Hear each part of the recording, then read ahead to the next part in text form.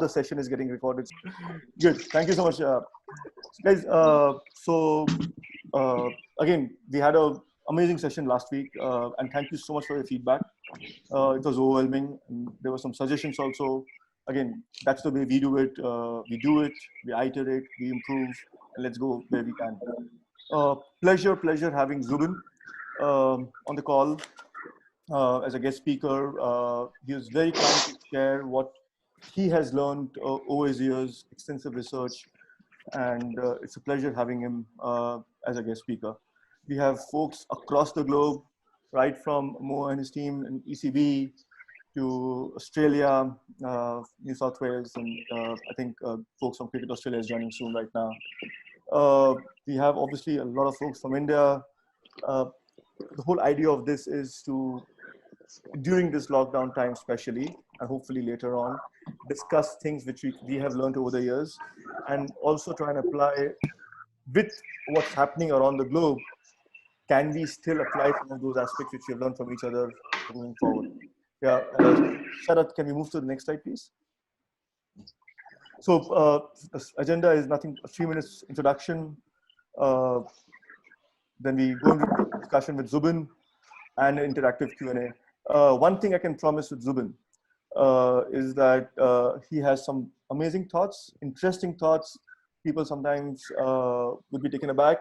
And I think that's what Zubin has always brought to the table. I remember my first discussion with Zubin. Zubin, I don't know if you remember, in CCI. When he saw str8bat for the first time. He was not convinced completely what str8bat was doing at that moment, for sure. But what I loved about the man was, let's give this a shot. A lot of data we don't understand. Let's try and collect data and see how we can make sense out of it. I think that's how innovation can happen, if you're open to it, right? Otherwise, it's difficult to embrace innovation. So, and now I must say, the kind of discussions we have with Zubin, the things which I have learned. Hey, Greg, pleasure having you. Gagan. Thank you. Hi, Zubin. Hi, Greg.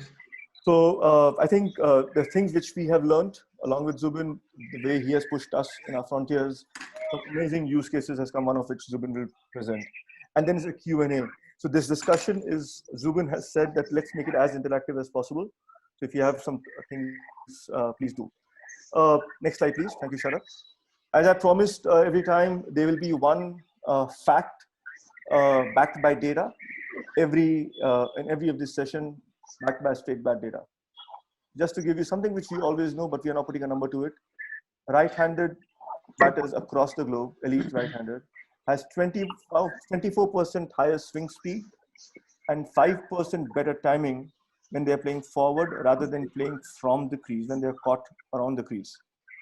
You can put a lot of theory behind it. People have said that also, getting caught on the crease and playing forward, moving forward, the left shoulder and so on and so forth. But this is what data says. The impact point when they are playing forward versus when you're caught around the crease. We leave this, next slide please. With this, if you will, fact, I hand it over to Zubin. Cool. Looking forward, Zubin. Sharath, if you could stop sharing. Try and...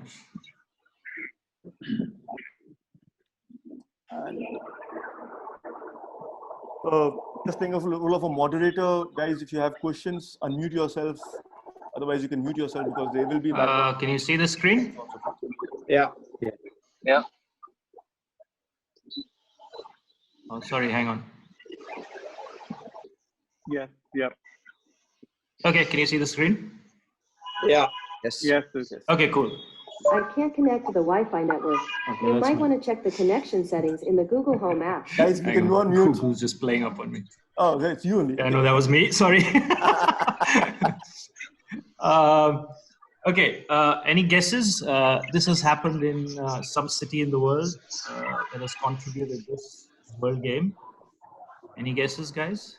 It's obviously a pretty obvious one, but from our perspective. But any guesses from the outside world?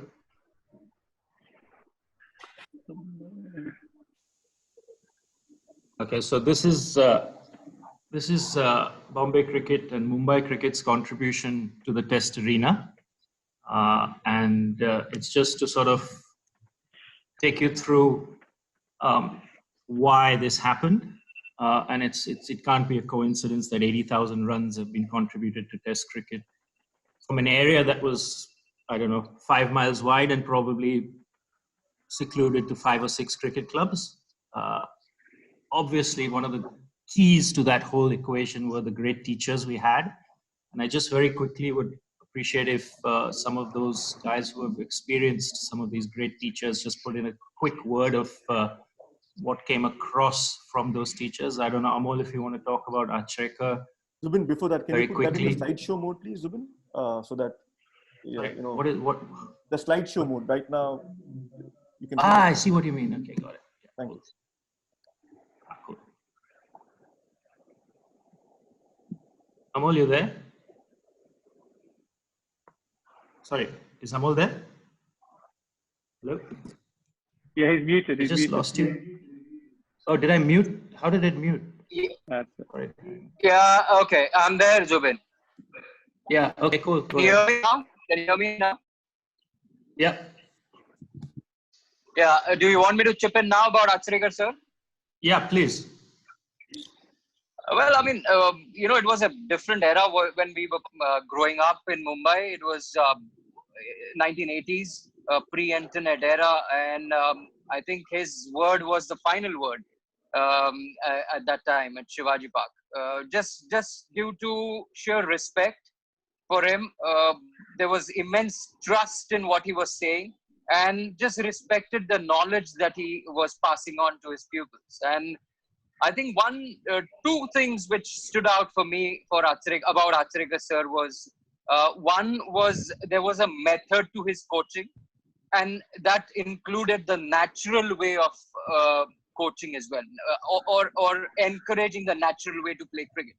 There was a method to it as well. And the second, what he really emphasized on was, he developed match temperament in his students by playing more games, game scenarios in the practice sessions. And I can tell with a lot of conviction that the moment a student came out of Acharya sir's stable, I think he was stamped and sealed to take on the world. Cool. I think that covers it. I think anybody want to say something about Hanuman Singh? Obviously, there were many coaches. It's not just these guys. Vasu's obviously still with us. The others aren't. But it was just to sort of highlight just how beneficial all of this was to Bombay cricket, and that's what produced those 80,000 runs. It's not a coincidence. And anybody else? Monty, you want to just a quick one on Hanuman Singh? Okay, can you hear me? Yep. Thanks, Zubs. I think for me, it was initially a very accidental one where I will give first credit to you, Zubin, for creating that World Cricket Academy. That name itself attracted me towards joining a course. And that's where I got the first opportunity of interaction with the great Hanuman Singh. And obviously, the whole journey throughout that 3-4 years which we had at CCI was very fortunate and for me a great learning curve. What I can remember of Hanuman Singh was a terrific, great observer of everything that was happening around in terms of training, preparation, and the way the players were getting developed. And I would say that in those 3-4 years, we had almost all counties turning up at CCI, mainly to learn batting against spin, and some of those were also coming to learn spin bowling. Calm demeanor, of course, which is something which I still try to remember, because the difference as a young coach when you're getting in, and I would put in those things like a certificate which you get, and then you come across an experienced guy like him, you learn the difference between instruction and coaching, and that's where I would say that Hanuman Singh stood out, in terms of what he was bringing in.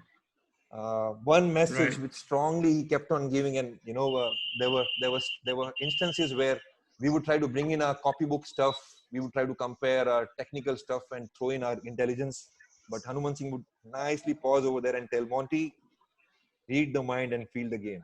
And as a youngster, I never understood at that point. It was like it looked very straightforward, but it took me a while to understand that. That would the way I would sum up Hanuman Singh. And one last thing to that was that even when we were trying to learn batting against spin, it was not just about survival. He taught many ways of scoring runs against spin. Yeah, absolutely. I'll just add to that is just, a lot of the focus around those practices used to be very disciplined. They would sort of challenge us with things like, you've got to attack every ball to score runs, but you can't get out. I mean, it's such a simple statement, but so powerful. And I think all of us benefited as a result of that. And I think cricket benefited as a result eventually. So just moving on, just wanted to very quick touch on baseball. And I think a lot of you might have read this book, The MVP Machine. It created a bit of a revolution and a bit of an evolution in baseball, sort of about 5 or 6 years ago, maybe. And I wanted to touch on it primarily because of Gagan and primarily because of str8bat and primarily because how all these non-conformists managed to deliver through data and build better players. And so I've just done a little comparison between baseball and cricket. And on the left, if you look at what is all on the left is, so baseball started with this fly ball revolution where this guy just came in and basically looked at the video, analyzed video and added data on top of it and figured out that there was something wrong with the way batters were swinging the bat for the last 150 years or whatever it was. I think there was a little bit of a revolution there, but I think the evolution came on the playing side and the playing mentality of the batters, where they actually embraced some of this data and they embraced the video. And you could see that across the board, not just from guys who were struggling, for example, but guys who were also superstars of the game and actually then took this on board, and you saw change across the board. So effectively, you had coaches who were very inward looking and very closeted in the pro ball clubs who basically didn't want anything to do with the outside world, but they have now embraced it. And so you've seen this sort of fly ball revolution where today I think they have the lowest number of ground balls hit, which means they're hitting the most number of home runs, which means the game is more exciting, which means there are more people watching, and so on and so forth. And so that was just something, and it was just to sort of address it from a str8bat perspective in terms of how data has actually been used or put to use along with video to get the results that they want. And this came from the outside world. So it was a great example that I wanted to bring up front.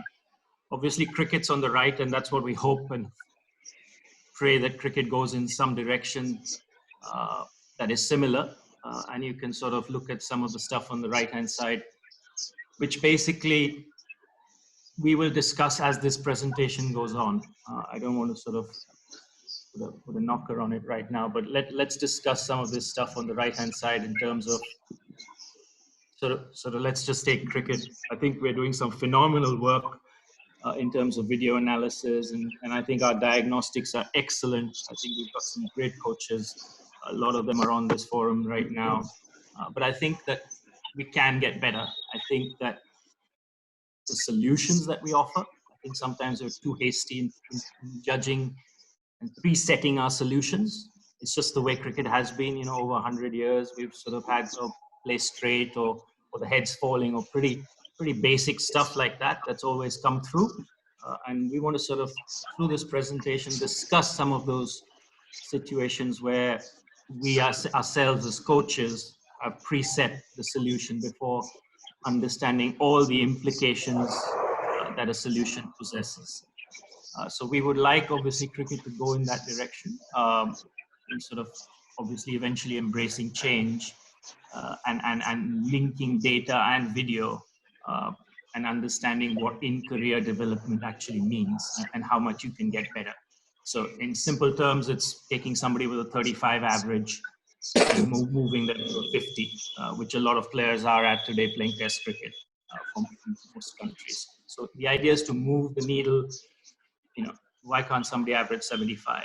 Why can't somebody average 50? And so on and so forth. So the idea is to use some of this stuff, and some of our discussions will get us there. So the frustration obviously started way back in 1999 when we saw players going overseas and struggling. And now 20 years later, we're still in the same position.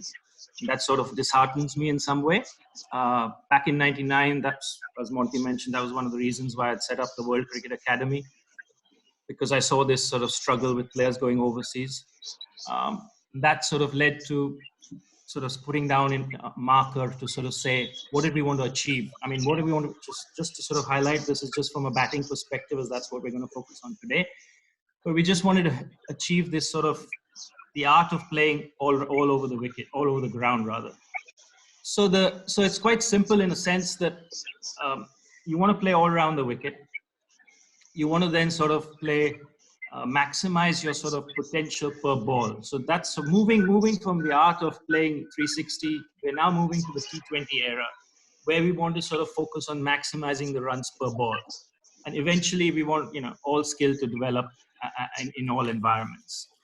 So we just picked one of these thoughts was basically to look at how playing straight actually work for or against the batsman. You constantly have this thought, and the reason behind it was effectively what you found was that players going from white ball cricket to test cricket, there was a lot of this sort of, as soon as you went to test cricket and you got out LBW a few times or you got bowled a few times, there was this, you can see this sort of this change of mindset, this change of technique, and this change of, oh, okay, now I need to play straighter, without actually understanding the implications of what you are doing and why something is happening. So we then looked at, obviously, the bottom three things, which if you actually go through each of them, you've got to actually split the discussion into various parts. Weight distribution of the feet, where the toes land, where the toes don't land, where the foot lands, how the foot lands. And I think in time, as we're talking about straight bat, and I think it's already exists, is that we can very much measure all this stuff, and we can find out exactly what we're doing from that perspective. The other one was the back foot sliding. And in cricket, I think we're very stuck in our coaching manuals and coaching books. We don't sort of open it up to further discussion. And I think it's very important to understand the role of each of these things in that process. And I think back foot sliding is one of them. Again, the head and the tilting of the head, the eye socket, it's another discussion we don't bring up in cricket coaching, which is everybody's got such a different way to look at that ball. Somebody's got a squint in the left eye, somebody else has a squint in the right eye. Hence, we can't just ask everybody to keep a straight head, which we do. As soon as a player, you see that, we hear that all the time from players coming to us and saying, oh, I was falling over, I was getting LBW, hence I've tried to straighten my head. But everybody's eye socket is very differently structured, and hence that needs to be looked at. And that's eventually, and the last bit on that is the head over the knee, and we'll again take you through each of those things. Functions of the hand is another very critical aspect. Obviously, the grip needs to be understood in isolation. The use of the fingers on that grip needs to be understood. The distance between the hands needs to be understood on the bat, and also the distance between the body and the hands. And last but not least, it's the right hip versus left hip, as in where your hands are positioned in relation to your right hip versus left hip. And if you can sort of try and remember some of these things, this is what we are going to go through in the presentation and try and identify each of these things in isolation. So if you bear with me and try and remember some of these things, the sliding of the back foot or the eye socket or the grip or the right hip versus left hip, it'll just help the discussion. So what we did was we reviewed a number of percentage of LBWs and bold dismissals, right from Bradman to Tendulkar, but the data was a little bit mixed in the sense some of the data from back then, we don't know whether guys scored more runs on the onside or the offside. We just had to take a little bit of a punt on that. So we actually looked at more players who had those certain type of pickups or certain type of grips, and then predominantly offside or leg side players. And effectively what you're looking at is guys who had the ability to play on both sides of the wicket, would technically have a fewer percentage of LBW and bowls. And if I was just to sort of broadly suggest that, so basically somebody who played really well on both sides of the wicket, but also, really well on the leg side, would technically have the lowest number of bowls and LBW dismissals over a period of time. So we looked at the 80s and the 90s. We also looked way back as well. Zubin, can you just repeat that, please? Oh, sorry. Which bit? Just the last bit about the LBWs and bowls. Yeah. Sorry. Yeah. So what we did was, so what we were saying was the predominantly we looked at guys who So the question I'm asking is, the guys who played well on the off and the leg side technically should have a lower percentage of LBW, bowled dismissals combined. So you have the ability to play on both sides of the wicket, and technically you should. So if I had to throw the question out to you guys, through the 80s and the 90s, who would you think would be somebody that would have the lowest percentage of LBW and bowled dismissals in that period? Somebody who, and one of them obviously, Greg, is yourself, so we'll exclude you. But but somebody. But if the audience sort of tries to figure out through the 80s and 90s and 2000, again, as I said, there's DRS. There's an era where people are standing in front of the stumps, and Greg would agree. There's a helmet versus non-helmet era, and there's a lot of there are a lot of limitations to that. But nevertheless, if we had to have a guess, who would we think would have the least number of LBWs and bowls, given we think that, given they play really well on both sides of the wicket? Any guesses? Well, you'd think the very best players of the era, people like Tendulkar, Lara, interesting. Those sort of guys would be the ones you would assume. But then again, they're probably less likely to have given their wicket away else in other ways. So maybe that the percentage goes up because they get out less caught on the boundary and in front of the wicket and things like that. My guess would be Rahul Dravid. Yeah, my guess would be Rahul Dravid because he played quite well on both sides of the wicket, and both on front foot as well as on back foot. No, keep guessing. I think we're close. We're getting closer, but it's not him. Okay. Anybody else? Obviously, really good players, and maybe look a little bit more towards the onside. Somebody was really good at onside play. VVS. Are you saying 80s and 90s? Yeah. The name came through. Somebody said it. Azharuddin. Yeah. So basically, if we look at the right of this graph, we've got Greg there, obviously. Everybody here is, they're all top players, so it's very relative. But the strange and the strange one, if you look at the left-hand side, of course, on the top, between the top 6, you've got 5 Asians, and between the top 5 or 6, 7 at the back end, you've got 4 or 5 English. And the surprising one there is Tendulkar, third from the left. If we look there, that's the surprising one, and we'll address that through this presentation. So that will be really exciting to understand why that happened and the reasons behind it. So this was a little bit of the data.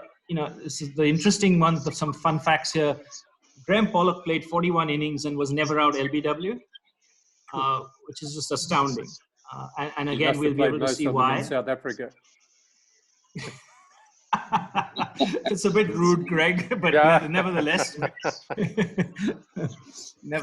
and actually we thought of that as well, and we took home versus away in the discussions.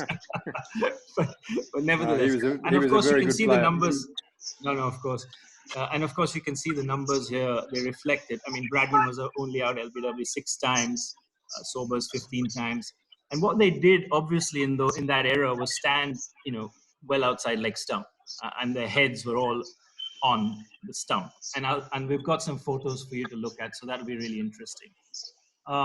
Just to bring English cricket up here for a second, obviously it's evolved over time, and I think Mo and your team and your coaches over the last few years have done a phenomenal job in where English cricket is today, and we're all really proud and happy to have seen you guys win the World Cup.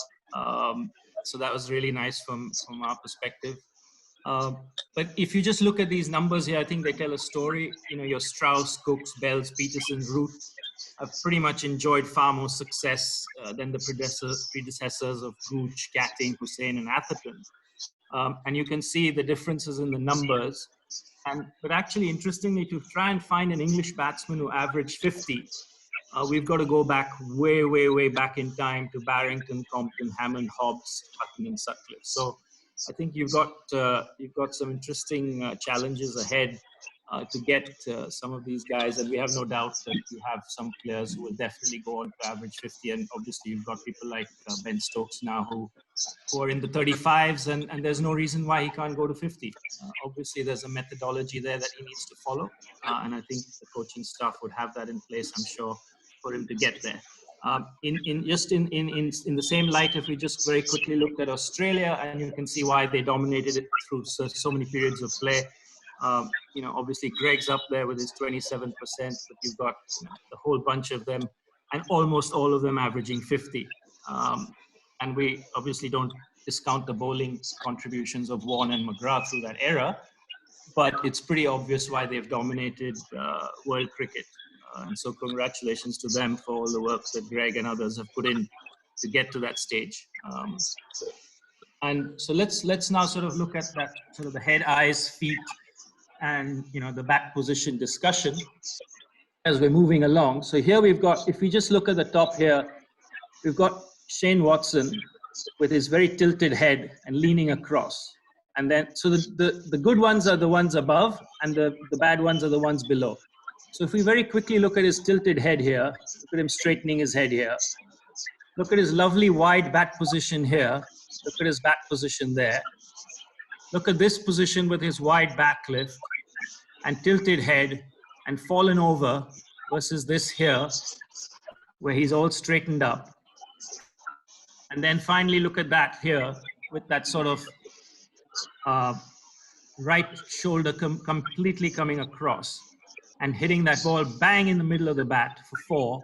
And look at that here, where he's tried to play some kind of straight shot and missed it completely. So that's basically what we're trying to say. And we'll show you more and more images of such kind of technical stuff that you will slowly start to analyze yourself and understand why some of this is happening. Primarily, again, this is that thought process. I'm now playing test cricket. I now have to straighten up. I've gotten out LBW a few times without understanding the implications of that. So here, when we move over, if we just look at slide 1 here, you can just see the wider bat angle again. This is the good one. Again, the straightening of the bat and trouble. And then if we just switch over to image 7 here, just look down at that right foot and look down at the right foot here. So what we've noticed, obviously, this is where we talk about that sliding of the right foot and understanding the use of that right foot. That right foot has sort of enabled him to get out of trouble there and middle that ball. Whereas here, it's stuck behind him there and he's obviously plumb LBW. So again, just understanding the role of that right foot. Now we've got Virat Kohli here, again, doing it really well in Australia there, and suddenly realizing he's in England and needs to straighten up. Straighter back, like tucked into his elbow there, tucked into sort of his hip there. And look at the beautiful position that he comes into here as a result of that back lift. And look at what position he is in here. And this is one of the things that Greg brought up last week, which was that front foot lifting and going towards the ball. But unfortunately, what he's done here is he has pulled it back.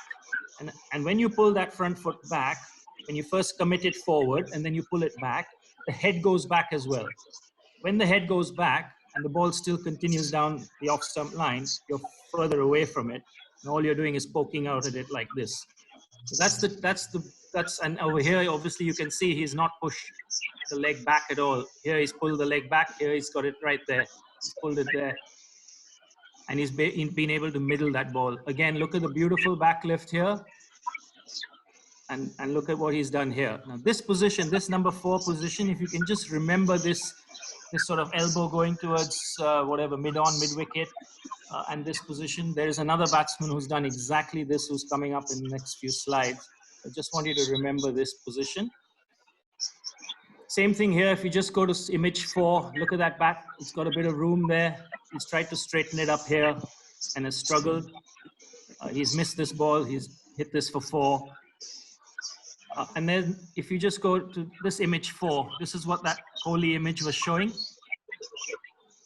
And you can see the problems that it has created. The problem is not with the wide back lift. The problem is how he's pulled his hands closer to his body, which we talked about, right hip versus left hip.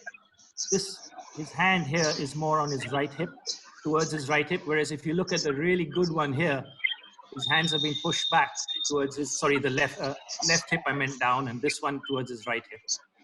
So you can see he is the next sort of guy going through that phase of moving from white ball cricket to test cricket, and suddenly starting to play straighter and changing a number of things. You can see here he's actually corrected himself a little bit. At least the front foot is a little bit straighter here. The bat's still in a really good position, but he's pulled his hands too close to his body. And again, you can see a little bit of that Cooley thing in the 4 and 5 images here. So it's just to give a flavor of some of these batsmen who sort of constantly think they're moving from one version to the other and need to change a bunch of things. These are just some actual evidence of what is going on. And now we come to the Tendulkar one, which we've been discussing as to why that happened. Look at this first image. You can't see his bat. This is the same test match. Actually, the same test match, first innings, second innings. Here you can see his bat. I mean, I think that was one of the geniuses of the man, where he was able to change things so dramatically and adapt. So he changed this to a wider backlift, wider backlift, wider backlift. Now, can anybody guess what happened here? Which one are we talking about? He's got bowled. Yeah, so he's got bowled. He's got bowled in the first innings doing this. He's got bowled by keeping his bat right behind his body. It's really tight. It's really tight. He's made the adjustment here, bringing it a little wider, much wider here, and in a really good position to play the ball, maybe down here. Maybe should have played it down here. But guess what happened? Any guesses? Just random. He hit it ball through mid-on. Yeah, that's exactly what he should have done. He tried to play it to mid-off and got bowled again.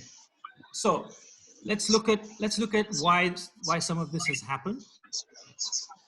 You look at his first 73 test matches, he was on par with the top 5 that we had looked at in that graph, 27% LBW and bowled. Over the next 35 test matches, it went to 41%. Over the next 35%, it went to 50%. It settled back down around 38% in that 2007-10 era. I don't know why, we difficult to ascertain. In the last 16 test matches, again, it went to about 50%. So it just shows, and now I'm going to show you, that's what his stance was. That's what his stance was. That's what it became. That's what his stance was. These are some of his most successful overseas trips. So he's got 200s in this series. You can look at the head. You can look, the slight tilt of the head, falling well. His head's well over his feet, and I can show you others here. There's Greg there with his head very similarly positioned over off stump, and a nice bend of the back, and the head tilted towards the bowler. So, I mean, this sort of straightening of the bat again, straightening of the body, has created so many problems for him that it sort of highlights to us some of the reasons why just this mental thought of wanting to play straight continuously in the mind of some of these players creates so much impact from their LBWs and bowled percentages going up. And sure, you can still score runs. They're all great players. Everybody's got tremendous skill, and everybody's going to score some runs. But it's just, your percentage chance of success is just dropping ever so slightly. And so we wanted to highlight something like this. It's just so obvious. I mean, extremely successful tour of England. Runs on both sides of the wicket. 27% LBW pole percentage is phenomenal. So that's just something. Again, here we've just got a clip of Ricky Ponting falling over completely, but flicking it through the onside. And a fun fact of Ricky Ponting: 60% of his runs were actually scored on the leg side, which is you wouldn't believe that if you sort of just saw him as a normal batsman. Greg, obviously, phenomenal LBW and bowl percentage, so low. And obviously phenomenal ability to play on both sides of the wicket, and you can see how beautifully balanced that stance is. Just as the bowler's about to release the ball, he hasn't even moved. So that's just incredible. It's Gavaskar there again with his slightly tilted head and standing well outside leg stump. We know the success he had. Again, 26% LBW bowled percentages, played beautifully through the leg side. Mohammad Azharuddin, finally, again, look at that tilted head. phenomenal player on both sides of the wicket, and I'm sure would have averaged well over 50 had he probably played on in his career. Just something that I wanted to sort of highlight to you in terms of falling over. Just when you want the video to play, it doesn't play. Yeah. Oh, hang on. We've got, what does it say? Oh, hang on. Can you see that? No. No thanks. Yeah, we can. Is it just, Yeah, we can. just to, yeah, sorry. I don't know whether, let me try the other one. Zubin, can you play it again? No. Can you play the video one? Yeah, sure. Okay, so this is basically falling over, and as we saw all those batsmen falling over, the feet, the weight is now just in the center of the foot and off the toes, and you can comfortably play forward, completely fallen over. There's just no problem. So the head has no role there. And obviously you're on your toes and you're going to fall.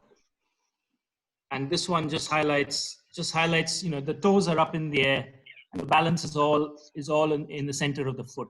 And you can and only when you go right forward can you drop that toe. But it's just to show you what is possible. That's all. Greg, there you go. That's why he wasn't out LBW. Not that he just played in South Africa.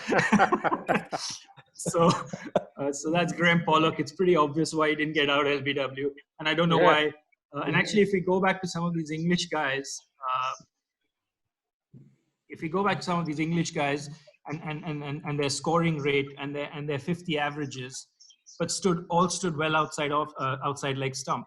And I think that there is definitely a lesson in that somewhere for all of us. Obviously Bradman, yeah, sorry, go ahead. Sorry, a quick question. You're showing the stance of all these guys, Greg, Sachin and all those guys. And what we noticed was most of them have the bat down stance as opposed to the more modern bat up. Do you think that has an impact on where their head is? Where their head is? No, not really. Not at all. Look at this. I mean, his bat's virtually up, you can say. His bat's not down. So there's no impact on that.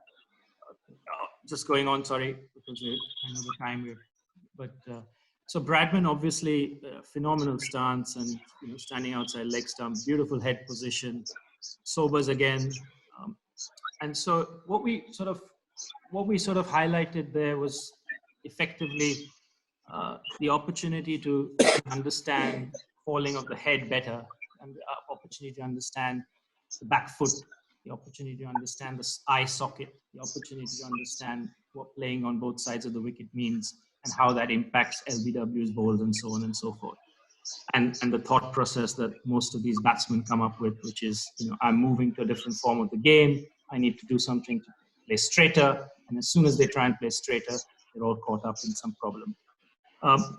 We just sat back and sort of looked at India as a whole. This was about 15 years ago, and said, how could we sort of find a coach replicate a coach in a remote part of the country. Hence, we needed some kind of framework within which we could set up the skills, which eliminated the coach in some way, left things as natural as possible. We wanted players to be as natural as possible in their sort of demeanor, but we wanted to focus on the output and the result. So we wanted to come up with a system and a framework around which skills could be developed, but it had to be done very naturally. But we wanted to focus on the output and the result. And so what we sort of thought, eventually, again, skewing it towards the batting side of things, we want to make the game more skillful, more entertaining. So we have to play more balls. If we do play more balls, we're going to score more runs, more entertaining the game, more fans, and so on and so forth. The last bit, which we won't talk about today, but how we have developed our own system around maximization of runs per ball. And that's the modern era of T20, and we're all in that space and working in that space. And so we've got to focus on figuring out the next stage, which is what is the maximum we can make out of one ball. And we've got various drills and things which we will safeguard our IP on that. Sorry, on that. But we just so this is the sort of overall setup that we looked at. So you've got bowling hoops and you've got batting hoops, and we created this, as Greg talked about in that last session. We created I think the world's longest net which basically encompassed the whole of the 30-yard circle, so that players would just get the feel of playing a match every day, and there was no net practice. So that was what the goal was. We created this sort of very simple drill for all batsmen, and we wanted them to all sort of go out and experience this. It's very simple. You just play more balls, you score more runs.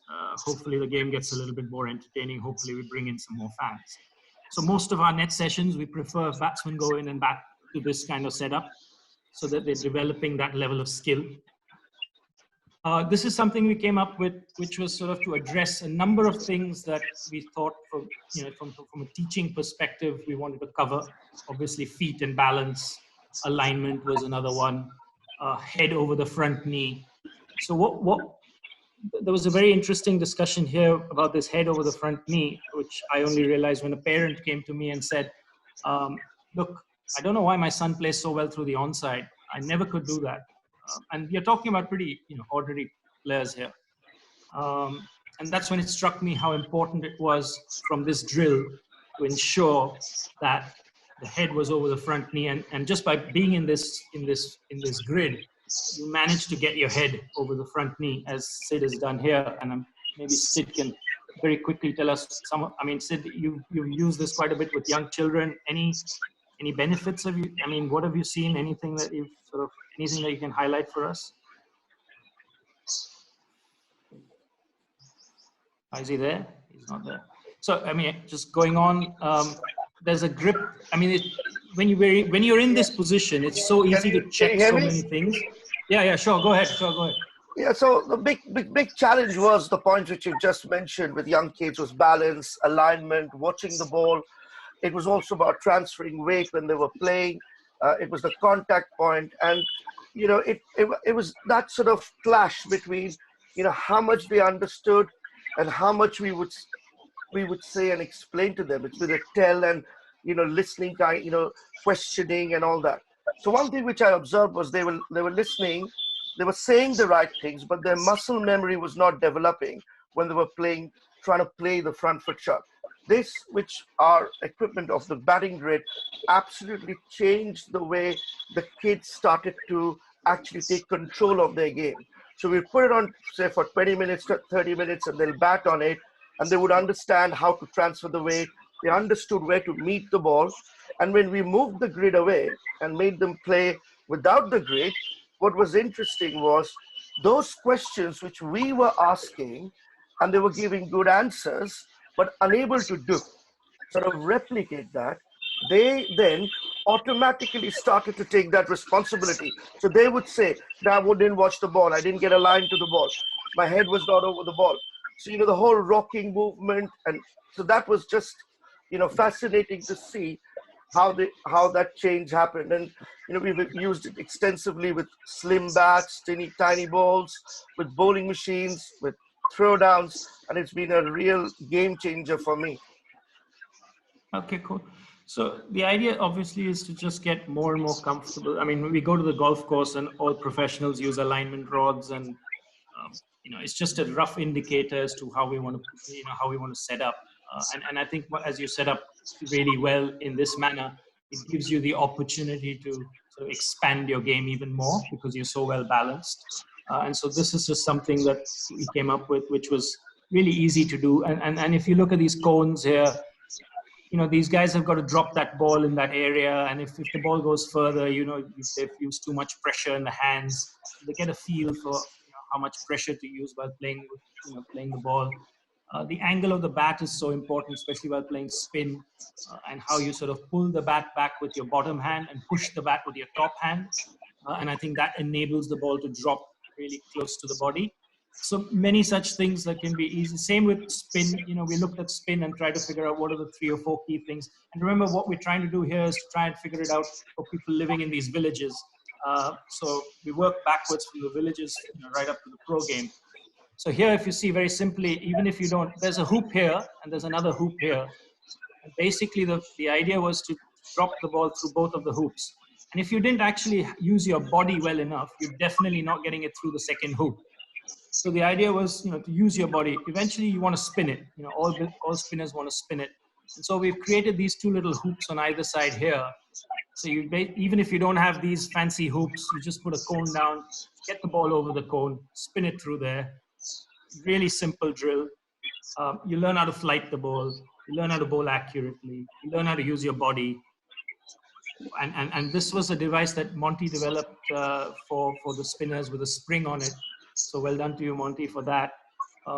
And it just strengthens the spinner's fingers. And so we're trying to cover, a solution for each aspect of the game within this sort of environment of whether you're in a village or whether you're in a pro center or wherever you might be. So that was from a spin perspective. And I think we've actually seen tremendous results from these hoops here. Guys, just ordinary bowlers who've come in and bowled for hours on end on those hoops. I know at least 3 of them have gone on to play first class cricket. And if you saw them, before that, you'd probably be in shock that it's not possible. But they develop that level of feel. They develop that ability to drop the ball just by using this as a depth analysis. Same with fast bowling. Again, we like these corridors a lot. We've experimented. We did this experiment with a bunch of under-9s where we took 3 months of their time and we put them through simple things like bowling with this disc and bowling the ball through through these corridors. Obviously, this was much narrower, and this is another one for length. And basically, we found we went to play a game after about 3 months, and we bowled maybe 2 or 3 wides, and the opposition bowled maybe 20 odd wides. And you could just see the difference that narrowed focus was bringing to their practices. And there's no reason why every practice session shouldn't have this as mandatory. So we've had a lot of success with this. And then as we move more towards technology and we move more towards understanding artificial intelligence and machine learning, this is something that we've come up with here.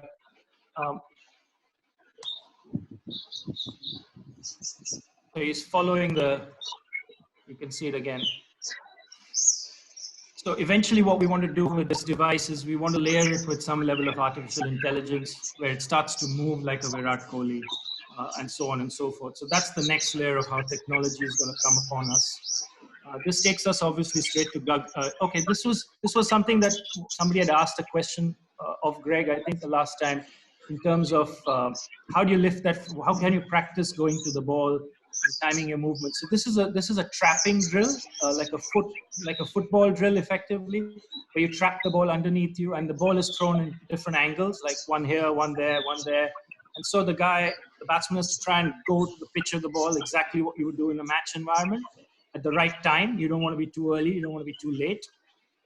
And this one is basically to try and fall over, actually teach falling over and understanding how, you can so what he's trying to do is he's trying to deflect the ball off his shin, but onto the onside. So that gets his head over to the offside.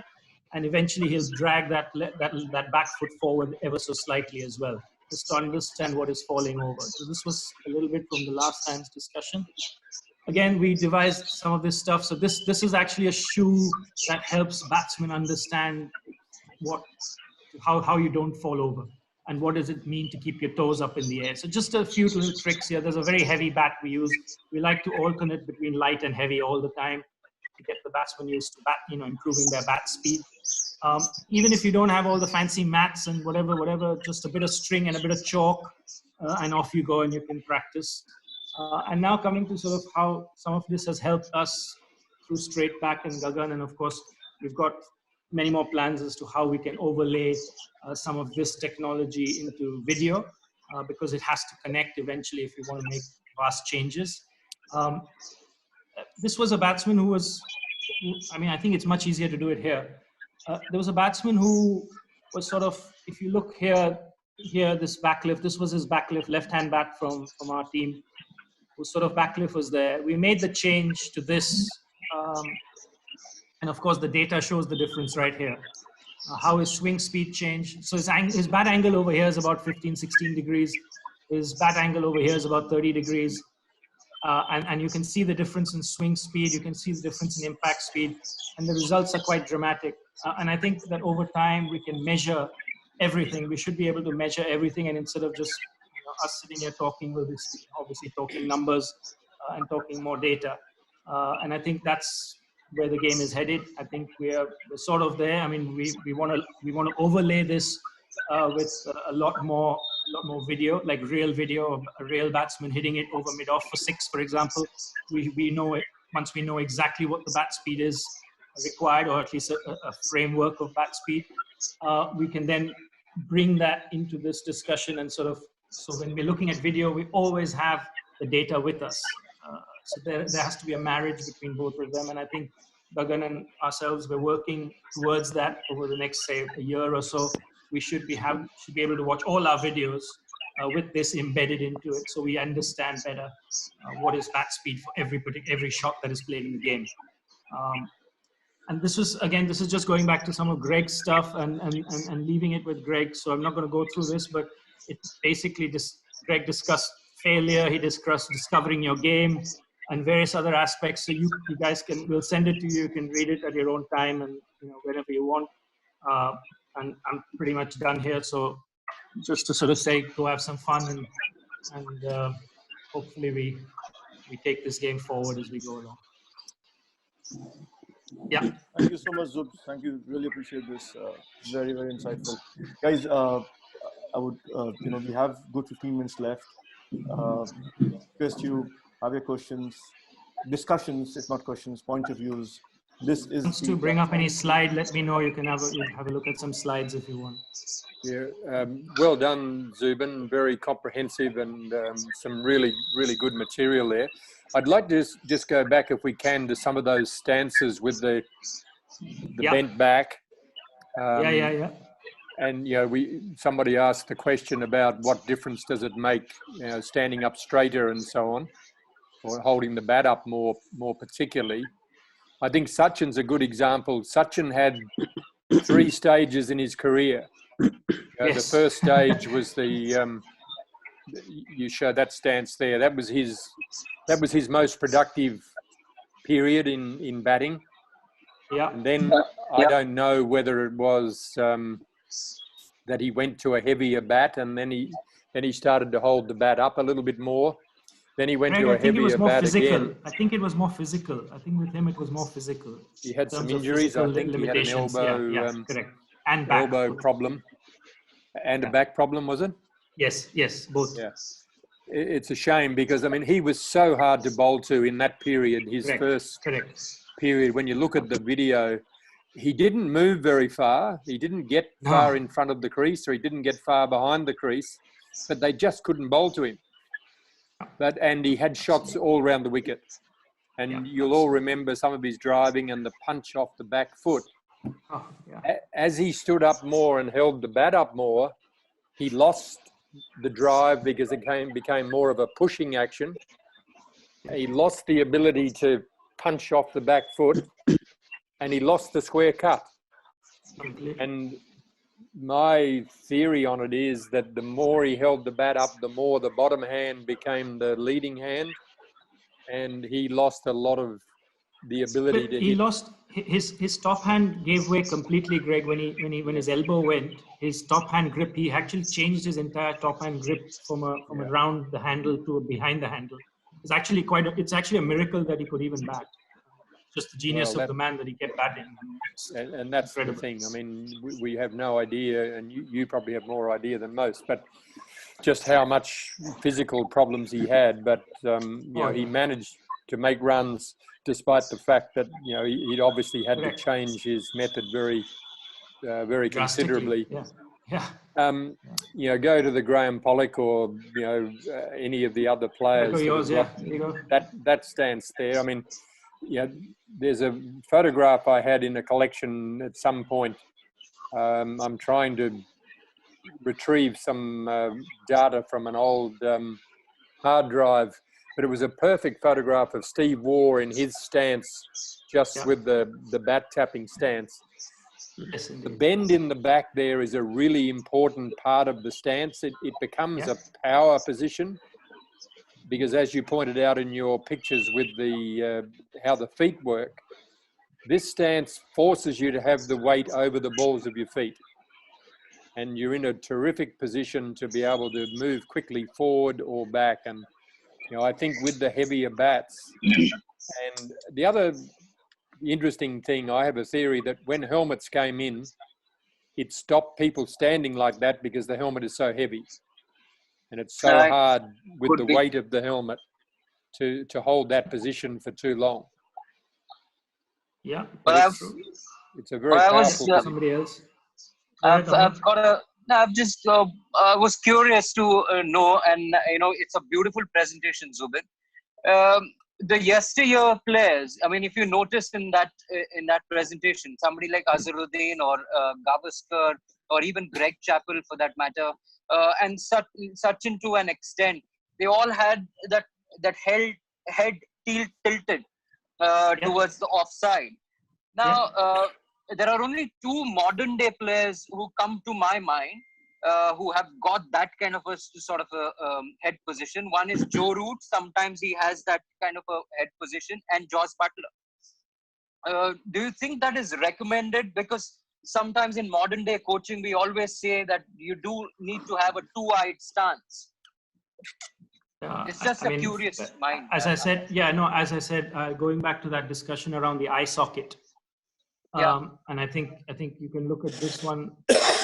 This is a classic example of the eye socket, and in terms of he does have a slight squint, and how it has really helped him in the past. Obviously the one above is where he's batted beautifully, and look at the way he's middled that ball, and it's actually worked for him. And then he's obviously tried to straighten up with disastrous circumstances, and we all know it because we've lived it with him. And so, tilting of the head is very, I think it's very individualistic. I think you need to understand somebody's eye position before you decide he wants to tilt or he doesn't want to tilt.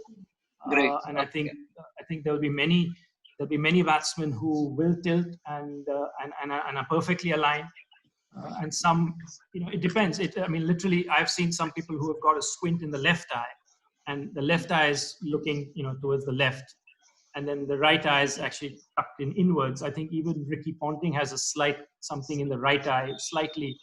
I don't think we have his stance. Do we have his stance? No. We have him falling over, but he had that slight tilt of his head as well. I wouldn't say that I recommend it, because it for example, what if somebody has a squint in the left eye and he actually needs to straighten up or something? So it's very difficult to tell. But all I'm saying is that if you have this eye socket positioned in a way that is helping whatever, then leave it as it is. You see, actually, you're absolutely right. You see modern batsmen all trying to straighten their head. But actually, it's not the head, it's the feet that they need to focus on. So, as we discussed. So it's actually, I wouldn't worry about it so much. Zubs,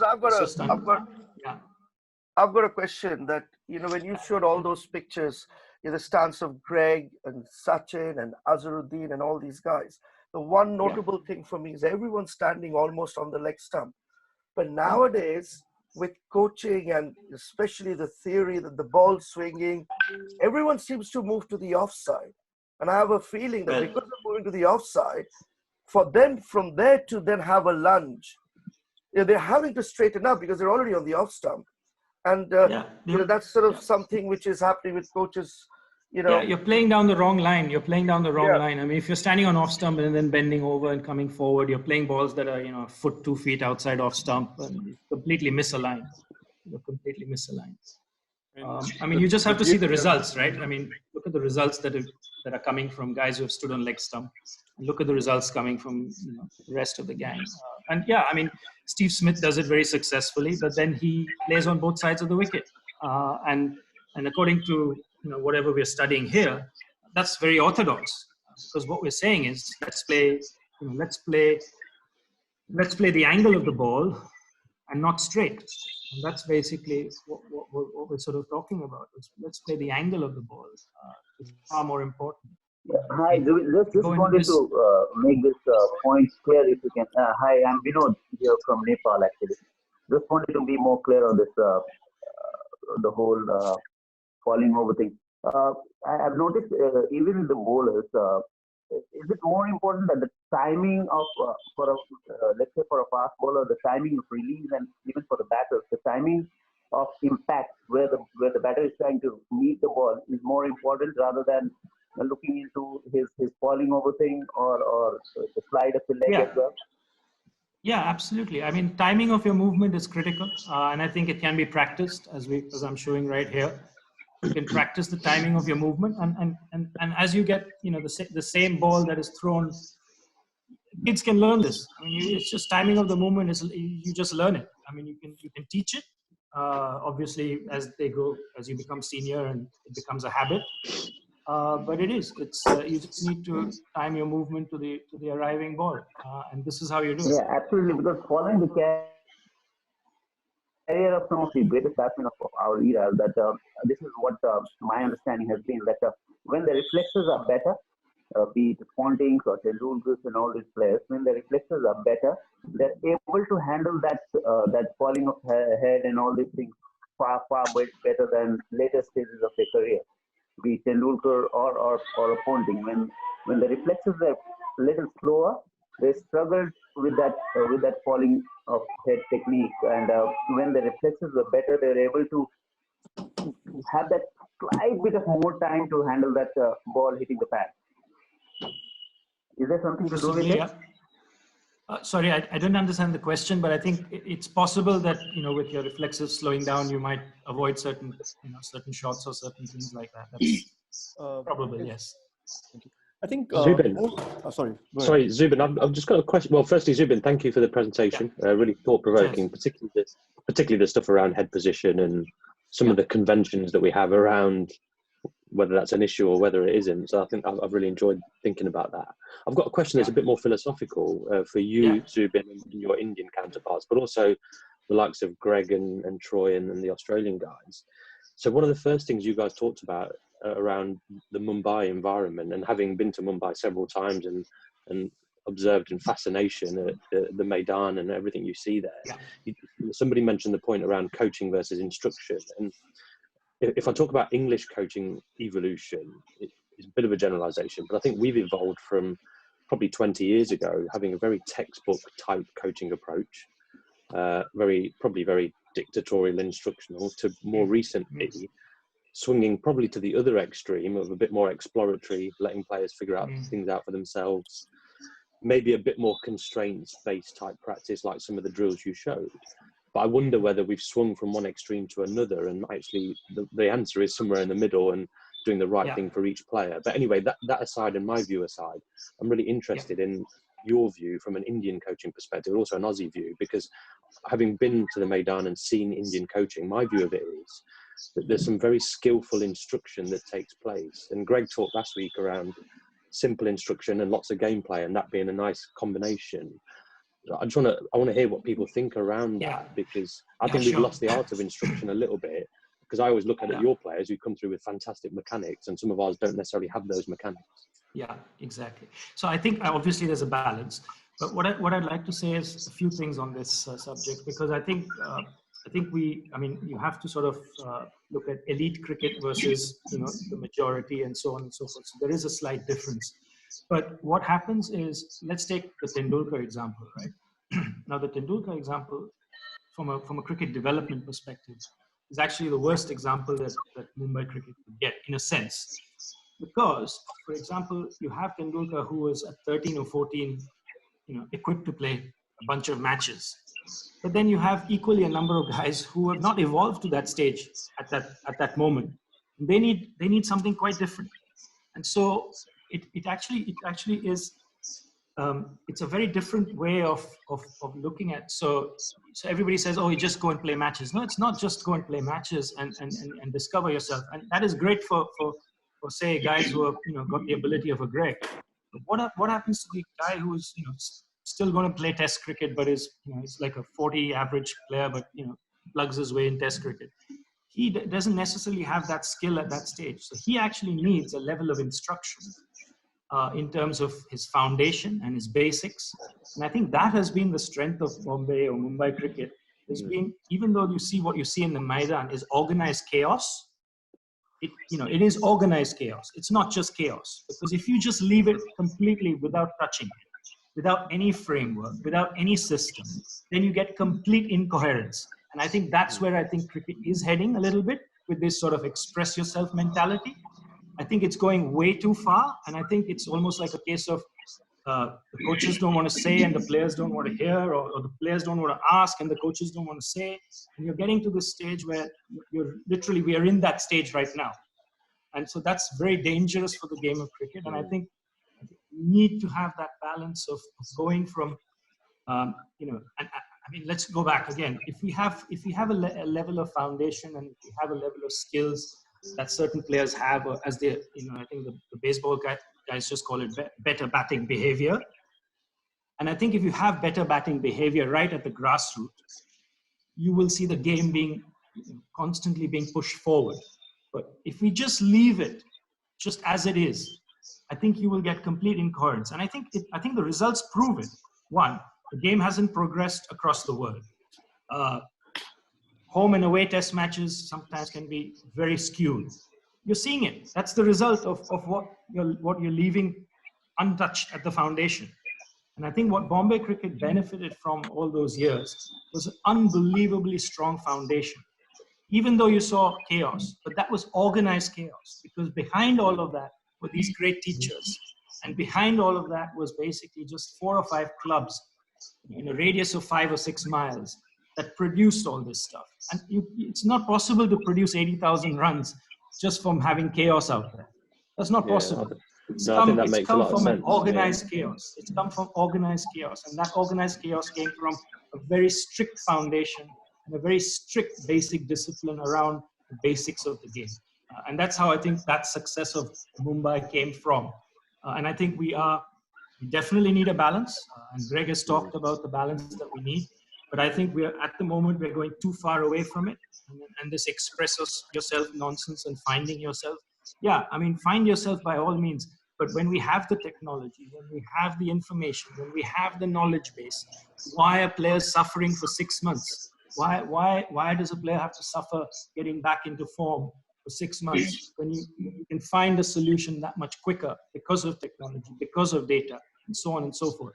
And hence over here, in this first slide, in the methodology, the cricket aspect, I've got application of data.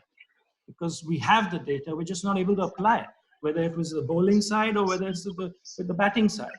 And I think that's an area that we all need to get better at. And I think if we do, I think we'll see cricket progress, both with players going to other countries to perform and doing it well, as well as the growth of the game. I mean, why is this game not expanding? That's just baffling to me, that we cannot have 15 countries playing it competitively. At the moment, we've got 5 or 6 countries who play it competitively, and then again we have this problem when they go away. I mean, India went to New Zealand recently and struggled. New Zealand was in India and they struggled. I mean, we can't have that if the game wants to progress. Yeah, and interesting you say that, because my vision of what I've seen in India is exactly how you've described it, of real skillful discipline and instruction, and that's with young players. And I think we've gone through that same journey that you're talking about, and I think we've swung a bit too far and almost left it a bit too exploratory. And I think the better coaches are those that balance that, and they still, where necessary, are able to instruct skillfully. Yeah, so I've seen a lot of that in India. Correct, absolutely. I mean, I'll give you an example. A boy came to us from Surrey, and I just saw him running, across the outfield. I then saw him running into bowl, beautiful action, follow through. I mean, he just looked like a beautiful athlete. I then saw him bat, and he was playing these little punchy shots, as Greg talked about earlier. The Tendulkar type punchy shots towards the end. And I was like, what the hell is going on? This guy should be just smacking the ball. He should have a beautiful full flow of the bat and just smack the ball, as we talked about in the previous lecture with Greg. You just have to have a natural flow of the bat. But what was stopping him? So I actually had to go across the field and look at him, and his grip was like what Tendulkar had towards the end of his career. And I was like, what is a young, beautiful athlete like that holding the bat that is restricting him? I went straight in there and I said, boss, you've got to change your grip right now. he was staring at me. The coaches were just staring at me, and I was like, no, we're not having this discussion. You are changing it right now, because we're not having a natural athlete like that just restricting himself just because of that grip. And I think, and because he was such a natural athlete. I mean, you can't do it to everybody, obviously, but he was such a natural athlete that he just started swinging the bat after that. Just beautiful full swing of the bat, and it's such a joy to be able to see that. Just an example of why. I mean, I understand. Look, if you can't be a great surgeon if you haven't done 10,000 operations, right? Malcolm Gladwell's theory. But we need to have these coaches go out and have those operations all the time, like constantly evaluating, not just standing back and saying, "Oh, let me think about it. Let me do this." No, let's move the needle. Let's push the needle forward, and let's really start to understand how we can get these players batting better, bowling better, or whatever it may be. You can't just sit back and watch, especially if you've got the data now. I mean, Gagan's telling us. I mean, it's so obvious here. You can see it. Yeah. Zubin, Julian Wood here. Yeah. I think excellent what you've just said. Really interesting point. If you look in England, I see a lot of, I think the mindset and the language the coaches use is important. I think we've used the same language for the last 30 years. And I think parents are a big thing as well. Everybody's got to get on the same page. I tutor on the level 3 and 4 in England. And when I started doing the hitting concepts, especially with the women, right? I started with the England women. I started, because it's the phrase, that power hitting phrase, which is the wrong phrase really, because when I started working with them, suddenly they said, like Mark Robinson, the coach, said, well, it's not hitting, it's basically batting. What you're doing is batting. So I think the important thing for me is the mindset of the coaches. And I think the language you use is very important. We need to change the language you use. Yeah, I absolutely agree. And I think if we look back at the way the baseball guys have done it, there was this resistance to change. You're too old, you can't change, or you're too young. And eventually everybody was on board. And exactly to your point, we need to get everybody on board. It'll take some time, but I think it's happening. I think, obviously, I think we've seen a dramatic change in England, despite, what you're saying. I think from us looking at it, from the outside, we've seen England change dramatically. And I mean, Monty and me have this very clear recollection that, in the early 2000s, we handed Peter Moores his first copy of Moneyball. And sadly, his demise also happened as a result of data. But from the early 2000s is when we saw that shift, early to mid 2000, and then now you're seeing it with other aspects. So we've definitely seen change. We've definitely seen growth, and I think it's really exciting. But obviously, we all need to get better. I mean, India is no better, to be honest. But we're successful. For a number of other reasons. We've got volume. I mean, ours is the Brazilian football model, if you like. If one guy's not doing well, throw him out, get the other guy. We've got the 20 guys lined up. So ours is a different problem to yours. I think if I could just go on quickly, I think with that, I think at the top end, elite level, I think there is a change. But I think what you've got to do is get it down to at the start in the grassroots level. You've got to educate the coaches there so that when they come through the system, not only that, from grassroots to academy level, up to in the elite pathway, all the way up to the England team. I think at the elite level, they've got that. I think it's got to feed down all the way through so everybody is singing off the same sheet and everybody's saying the same language. Yeah, makes perfect sense. Mindset as well. Yeah, makes perfect sense. Hey, Zoobs, if we have a minute or two left, I just wanted to come back on that the leg before and the bowled thing, practically we come across players who have these issues and they suddenly change the way they stand. What I mean by that is that they'll open up their front leg a little more, or they'll change those things to eradicate that. And versus what right we here. Right. And so, I mean, it is open to all. So if you have experienced this and what kind of suggestions that everyone has given and they have made a difference. I find it sometimes difficult, to be honest, while knowing the fact that you can play around and improve the concentration of the player and make them understand that actually you can play around it. But sometimes you come across that, the stubborn mindset of they want to just eradicate their LBWs by opening up that front leg. And if it depends, is a good way to put it across, but just keeping it open to all of them over here on floor. Yeah, I think just an explanation around the implications of what happens if you do X versus Y, and understanding that, okay, if you open up that far, then your offside game is going to suffer to a certain extent. Again, where is your elbow pointing? There's so many factors to it, and I think if you start to take the batsman through it, both theoretically as well as practically, I mean, you could throw him balls, and make him hit to the onside, and make him flick, and make him drive, from the different positions in the crease, so make him stand completely open and then play the shot, or make him stand very closed and play the shot, and make him understand both from a practical perspective, actually go through those drills with him, and then also do it from a theoretical perspective. Because if you're just talking to him, he's probably going, but nothing's getting through to him. So say, why not just have a physical session? It's basically when, the interplay between practice and theory is when you really get progress and when you really get innovation. When you don't have the interplay between both of them, as in practice and theory, that's when you sort of get that resistance. So if you can actually practically go down to that level of taking him through each position, and then saying, okay, now try playing your flick, or now try playing your off guard, whatever. I think that really brings progress and innovation. But if you just sort of talk to him about it, you can be sure that, it's not going to happen. It takes an interplay between both aspects, continuously doing that to get the sort of progress and success that you're looking for. Cheers, Oops. I mean, a great presentation, to be honest. The whole thing, the way you put it across to us.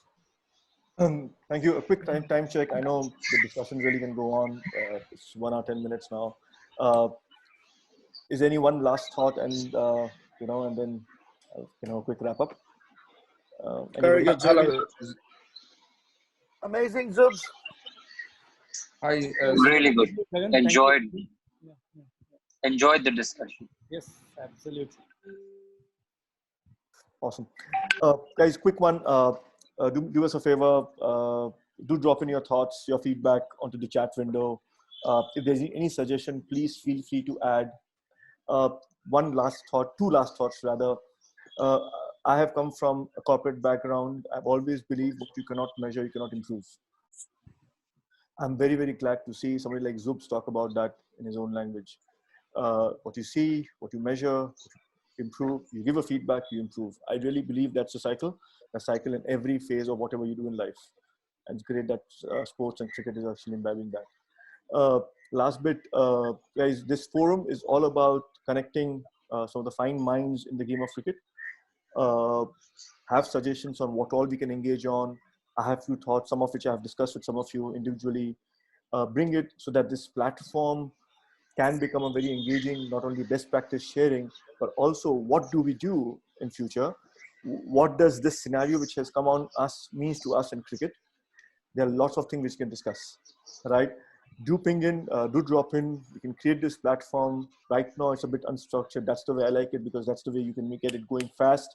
But if you have any suggestions, please do send it across to us, and we'll be very, very happy to incorporate that. We've not got it right completely. We're taking the first steps, but I'm sure with your inputs, we can make this platform, which is something every Friday we can look forward to. Thanks, everybody. Really, thanks, everybody. I think we have folks from the US. MSK, thank you so much. I think Kiran has also joined. More from England and his team. Trot, Australia. Greg, Zubin, obviously, thanks a lot. Along with coaches Sai, Monty, Sid, everybody. Thank you so much. Thanks, Zubin. Thanks, Gagan. Thank you. Cheers. Thank you, guys. Thanks, Zubin. Thanks, Gagan. Thanks, See you guys. Zubin. See you, MSK. Thanks, Bye. Cheers, guys. Thanks. Hi. Thank you so much, everybody.